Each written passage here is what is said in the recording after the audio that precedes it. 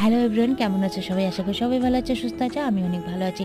চলে আসলাম নতুন আরেকটি রেসিপি নিয়ে। একদম ফেলে দেওয়া রেসিপি তোমাদের সামনে আজকে নতুনত্বভাবে একটু তুলে ধরবো। তো চলো, এই জিনিসগুলো প্রায় লুপ্ত হয়ে যাচ্ছে।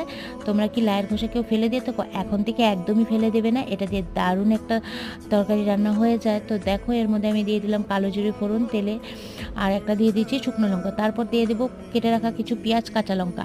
তো এটা দিয়ে কিন্তু আমি সেই লায়ের খোসাটাকে কেটে রেখেছিলাম একদম কুচি কুচি করে।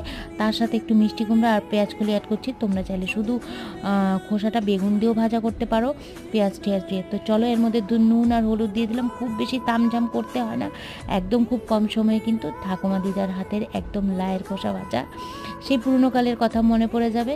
তো দেখো, ভাজাটা কমপ্লিট হয়ে গেছে। এর মধ্যে একটু চিনি ফেলে দিলাম টেস্টটা ব্যালেন্স করার জন্য। আর এখন এরপর একটু ধনে পাতা দিয়ে নামিয়ে নেব। কেমন লাগলো রেসিপিটি অবশ্যই কমেন্ট বক্সে জানিও। আর এই মিনি ব্লগটা দেখার জন্য তোমাদেরকে অসংখ্য ধন্যবাদ। আচ্ছা, সেটা